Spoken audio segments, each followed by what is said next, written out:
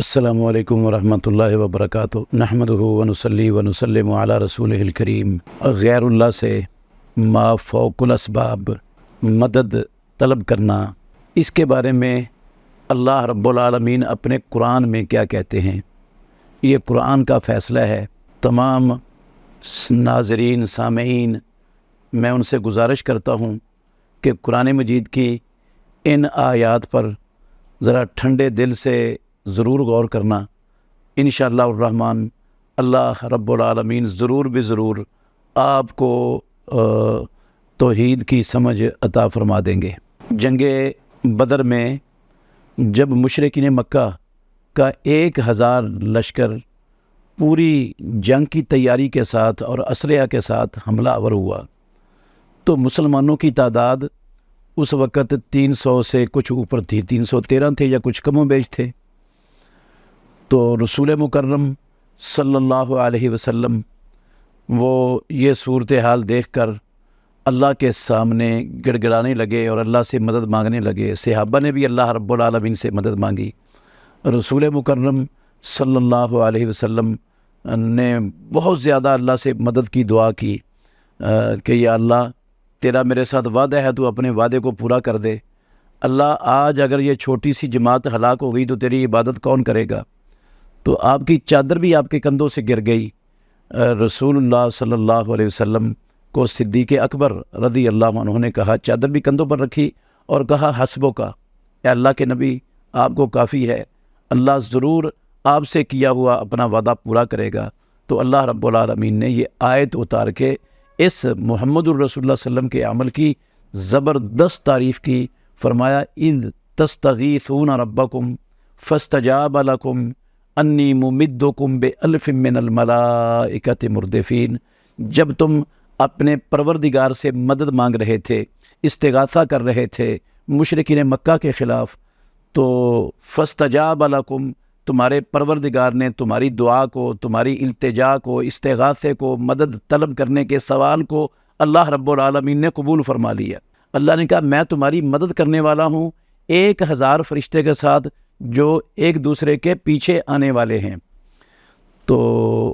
وعدہ کر دیا اللہ رب العالمین نے فرشتوں کی مدد کا، لیکن آگے والی آیت میں ساتھ بتایا وما جعلہ اللہ الا بشرا، یہ جو فرشتوں کی مدد اللہ نے بھیجی ہے نا، اس لیے نہیں بھیجی کہ اللہ رب العالمین ان سے تمہاری مدد کروانا چاہتا ہے یا مدد کرنے کا اختیار اللہ نے ان کو دیا ہے، یہ تو صرف تمہاری خوشخبری کے طور پر اللہ رب العالمین نے بھیجا ہے کہ تم اپنی قلت تعداد کی وجہ سے گھبرانا مت، پریشان مت ہونا، تمہارے ساتھ فرشتے بھی ہیں۔ اصل مدد جو ہے نا وہ صرف اور صرف اللہ رب العالمین ہی کر سکتے ہیں، رب العالمین کے علاوہ کوئی مدد کر ہی نہیں سکتا۔ تو فرمایا وما جعلہ اللہ الا بشرا ولتطمئن بہ قلوبکم، تاکہ تمہارے دل اس کے ساتھ مطمئن ہو جائیں۔ ومن نصر الا من عند اللہ، اور مدد تو صرف اور صرف اللہ ہی کی طرف سے ہوتی ہے۔ ان اللہ عزیز حکیم، یقیناً اللہ تعالیٰ غالب اور حکمت والا ہے۔ اسی طرح سورہ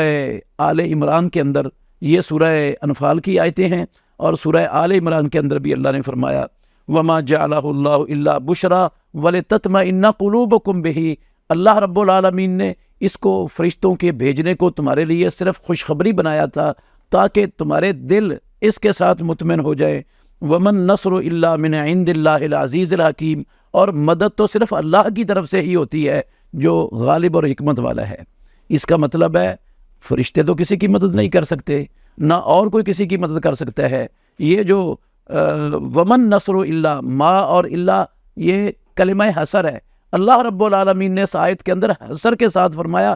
مدد صرف اور صرف اللہ ہی کی طرف سے ہوتی ہے۔ تو ما فوق الاسباب، جب صرف اللہ کی طرف سے مدد ہوتی ہے تو اللہ کے علاوہ ہم جب کسی اور سے مانگیں گے تو اس کو معبود بنا بیٹھیں گے، وہ الہ بن جائے گا اور عبادت اس کی ہو جائے گی، اللہ کی عبادت رہے گی نہیں، اور اسی کا نام شرک ہے، اللہ کے سوا کسی اور کو معبود بنانا۔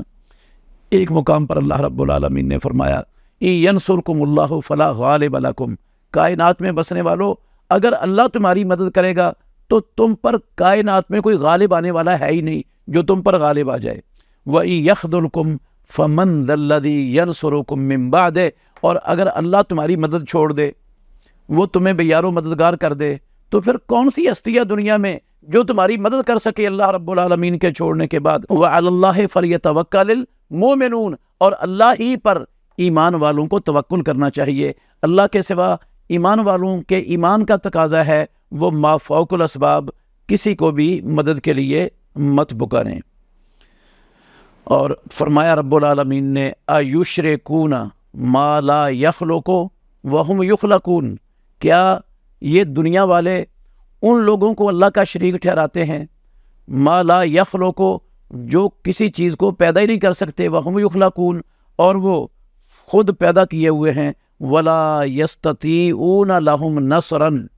اللہ کے سوا کوئی بھی ان کی ما فوق الاسباب مدد کی طاقت رکھتے ہی نہیں، وَلَا أَنفُسَهُمْ يَنصُرُونَ، ان کی مدد تو دور کی بات ہے، وہ تو اپنی بھی مدد نہیں کر سکتے۔ اور اللہ رب العالمین نے فرمایا أَمْ لَهُمْ آلِهَةٌ تَمْنَعُهُم مِّن دُونِنَا، کیا ان لوگوں نے کوئی معبود بنائے ہوئے ہیں جو ان کو اللہ رب العالمین کے سوا ہم سے بچا لیں، ہمارے ہم پکڑنا چاہیں اور وہ ان کو بچا لیں۔ لا يستطيعون نصر انفسهم، اللہ سے تو انہوں نے کیا بچانا ہے، وہ بیچارے تو اپنی مدد کی طاقت نہیں رکھتے اپنے آپ کی۔ ولا هم منا يصحبون، اور نہ ہی وہ ہم سے جو ہے نا وہ ساتھ دیے ہوئے ہیں کہ ہم نے ان کا ساتھ دینے کا کوئی وعدہ کیا ہوا ہے یا ان کو اپنے اختیارات سونپنے کا ہماری طرف سے کوئی پیغام یا اعلان ہے، ایسی بھی کوئی بات نہیں ہے۔ تو وہ اس سے معلوم ہوا اللہ رب العالمین کے سوا جس کو بھی ما فوق الاسباب مدد کے لیے پکارا جائے گا، المدد یا فلان، یا مدد الفلان، المدد یا غوث اعظم، یا غوث العظم المدد، کہتے ہیں نا ہمارے بہت سے مسلمان لا علمی میں بیچارے ان کو پتہ ہی نہیں ہے، تو وہ غوث العظم جس کو کہتے ہیں عبد القادر جیلانی رحمۃ اللہ علیہ، اس کو اپنا معبود بنا رہے ہیں۔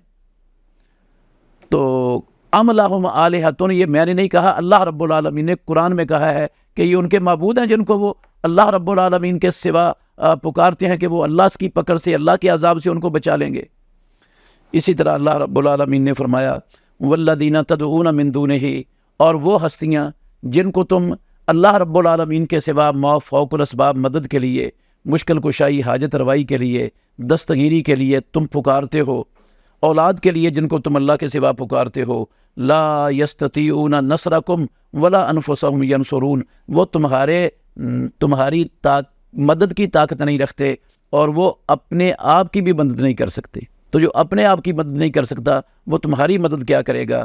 ان آیتوں پر، یہ اس طرح کی قرآن مجید میں بے شمار آیات ہیں، ان آیتوں پر اگر ہم غور کریں تو یہ بات سمجھ آ سکتی ہے کہ مدد صرف اللہ رب العالمین سے طلب کی جا سکتی ہے، اور ما فوق الاسباب مدد صرف اللہ رب العالمین کا حق ہے اور اختیار ہے، اور جب ہم کسی اور سے مانگیں گے تو اس کو معبود بنا دیں گے، اور اس سے مدد مانگ کر ہم اس کو اللہ کا شریک بنا بیٹھیں گے، اور ہمارا عقیدہ جو ہے نا وہ لا الہ الا اللہ کا انکار ہو جائے گا۔ اللہ سب مسلمانوں کو یہ بات سمجھنے کی اور اس کے مطابق اپنا عقیدہ بنانے کی توفیق عطا فرمائے۔